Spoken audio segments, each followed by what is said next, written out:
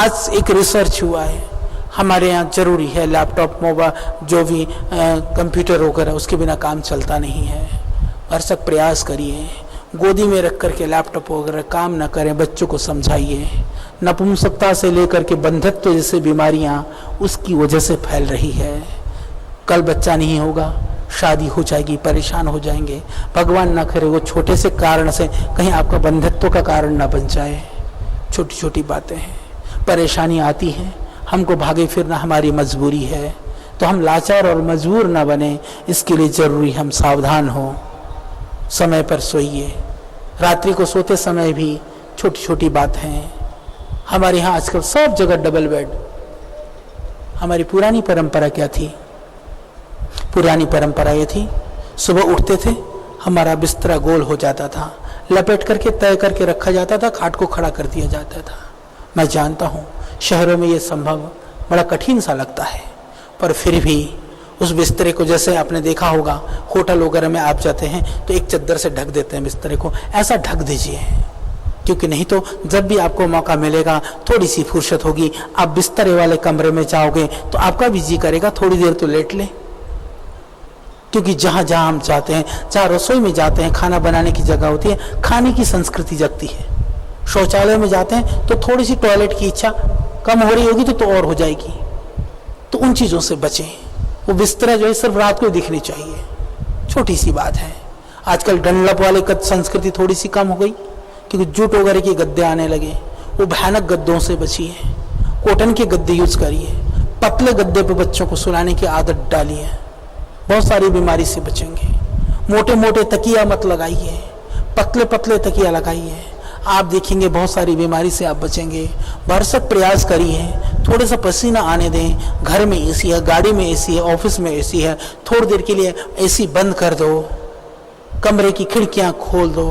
रात को भी थोड़ी देर आप एसी चला करके थोड़ा सा कमरा ठंडा हो जाए, कमरे की खिड़कियां खोल के 2-4 घंटा खुली श्वास ले लो। ये हमें अपने आप प्रयास करना होगा। घर में जगह नहीं है पेड़ पौधे लगाने के लिए। अभी रात को सोने के लिए मैं बात कर रहा था कि अभी एक रिसर्च हुआ, बाहर हिंदुस्तानी लोग नहीं करते, ये कहा कि यदि आदमी डबल बेड पे सोते हैं, पति पत्नी भी क्यों ना हो, कि कहा बहुत सारी बीमारियां गिनाई गई और ये कहा कि मिनिमम 50 बार नींद खराब होती है, और उससे बहुत सारी बीमारियों से लेकर के लास्ट में यही लिख रखा है चिड़चिड़ापन से लेकर के तलाक तक होने की संभावना है। क्यों? क्योंकि वो जरूरी नहीं कि आप बिल्कुल आपकी आंख खुल जाए, यदि थोड़े बीच में भी कहीं किसी करवट ले रहा है, हिल रहा है, उससे भी यदि हमारे को पता चलता रहता है, तो नींद की जो निरंतरता है, जो गहरी नींद है, वो टूटती है। वो हमारी संस्कृति नहीं है। तो भरसक बचे नहीं बच सकते हैं। यदि घर में हो तो आप अलग अलग सोने की भी आदत डालिए। तो ये छोटी छोटी बातें हैं, जितनी चीजें हम कर सकते हैं हम उनका अनुपालन करें, ये हमारे लिए गर्व और गौरव की बात होनी चाहिए। तो ये एक हमारी छोटी सी दिनचर्या की बात की। पेड़ पौधों को लेकर के हमने बहुत प्रयास किया, हमें खुशी है। पूरे देश के लोग घर में एलोवेरा लगा रहा है, कोई गिलोय लगा रहा है, कोई लेमन ग्रास लगा रहा है, कोई तुलसी का पौधा लगा रहा है। दुनिया के लोग रिसर्च कर रहे हैं कि जहां पर पेड़ पौधे रखे होते हैं घर में, ऑफिस में, वहां का जो स्ट्रेस लेवल है वो कम होता है, वहां तनाव कम करते हैं पौधे। पर मैं आपको बता दूं, ये भारत भूमि है जहां पर तुलसी जैसा पौधा हमारे ऋषियों ने हमें दिया हुआ है। वो 24 घंटा ऑक्सीजन छोड़ता है। तुलसी को घर में रखिए। तुलसी के पौधों को आप जहां रखेंगे, आप कभी प्रयोग करके देखना, यदि आपके घर में तुलसी के पौधे अच्छे खासे रखे हुए हैं तो घर में झगड़ा होने की, कलह होने की संभावना कम होती है। अगर किसी के घर में तुलसी का पौधा हो फिर भी झगड़ा करते हो तो मैं कह दूं कि तुलसी को हटा लो तो और झगड़ा बढ़ जाएगा। तो उससे लाभ होता है, उससे उसकी रक्षा होती है। विविध तरह की जो बैक्टीरिया हैं, वायरस हैं, उनसे हम बच सकते हैं। विविध तरह के जो वास्तु दोष हैं, जो बहुत सारे तरह के ग्रह वगैरह जो आपको चढ़ रहे हो, उतर रहे हो, उसकी भी रक्षा होती है पौधों के द्वारा। इसको हम जड़ी बूटी के द्वारा, सब जगह लिखा है, जड़ी बूटियों के द्वारा वास्तु दोष का निराकरण किया जा सकता है, जड़ी बूटियों के द्वारा ग्रह का निराकरण हो सकता है, जड़ी बूटियों के द्वारा भूत प्रेत पिशाच सब भागते हैं। दोनों बातें हैं। मैं कहता हूं कि बलवानों को कोई सताता नहीं है, कमजोर है और सारी चीज तुम्हें सताते भी हों तो ऐसी दिव्य जड़ी बूटियां घर के आसपास लगाइए, घर आंगन में रखिए, तो निश्चित रूप से सब चीजें भाग जाएंगी। तो घरों में गायत्री मंत्र का जाप करें, यज्ञ कर सकते तो हवन करें, कभी कुछ भी नहीं कर सकते तो 7 दिन में करें, 15 दिन में करें, हर रोज करें। बच्चों को संस्कार डालें, अपने आप आनंद से रहें, बातों बातों में उत्तेजित न हो, उद्वेलित न हो, एक दूसरे के नीचे दिखाने की भावना न हो। घर परिवार में यदि कोई अच्छा हुआ तो ये कहें कि माँ आपके आशीर्वाद से मैं कराया, पिताजी आपने शिक्षा दी थी इसलिए हुआ। अपने घर में जो आपसे बड़े हैं, आपके बराबर के हैं, उनको श्रेय देना सीखिए। कुछ बिगड़ गया तो कहिए कि नहीं आपने तो कहा था ऐसा करो, मैं नहीं कर पाया, शायद इसलिए नुकसान हुआ। तो कुछ गलती हो तो अपने ऊपर लेना, अच्छा हो तो परिवार के लोगों को श्रेय देना, प्यार से रहना। और ये सब परंपराओं को हम डालें, जड़ी बूटियों को लगाएं, पेड़ पौधे हमारे चारों तरफ हो, घर में शांति होगी, हमारी दिनचर्या ठीक हो तो समझिए कि जो घर है वो अपने आप स्वर्ग बन जाएगा। यही हमारी संस्कृति से परिपूर्ण घर है, यही हमारी परंपराओं से परिपूर्ण घर है। तो यही हमारी संस्कृति है, यही हमारी परंपरा है। तो इसीलिए हमें जीना है, इसीलिए हम दूसरों से महान हैं, दूसरों से हम बहुत बड़े हैं, इसलिए हैं क्योंकि ऐसी समृद्धशाली संस्कृति दुनिया में कहीं नहीं है। आज विदेश के अंदर 15 साल की 16 साल की लड़की होती है तो माँ और बाप उससे यह नहीं पूछ सकते हैं कि तू बेटी तू कहाँ गई थी, तू किसके साथ थी, कानूनन जुर्म है, आप पूछ नहीं सकते हैं।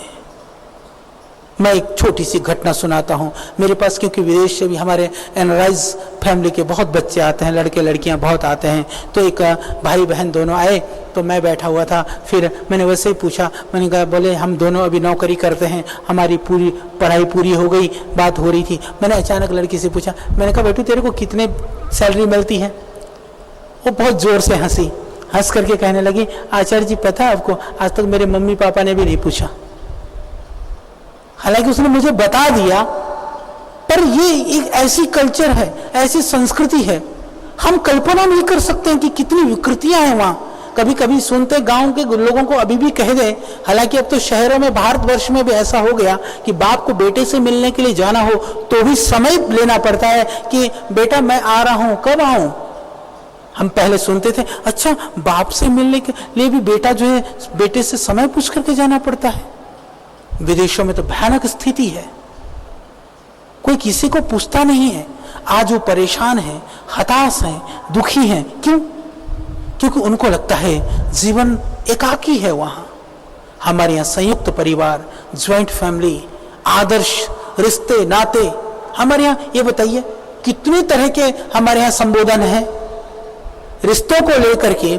जितने तरह के संबोधन है, भाई से लेकर के, बहन से लेकर के, माँ बाप से लेकर, चाचा ताऊ से लेकर के, नानी फूफी, जोड़ो संख्या जोड़ी कितने रिश्तेदार हो सकते हैं। हमारे भारतीय संस्कृति में मैं समझता हूं कम से कम 150-200 नाते तो हमारे हम रिश्ते के द्वारा उनको संबोधित कर सकते हैं। विदेशियों के तो इतने तो संपर्क में भी नहीं होंगे लोग, क्योंकि जो भी मिला वो अंकल और आंट हो गया और कुछ रिश्ता ही नहीं है, वहां कोई संबंध ही नहीं है।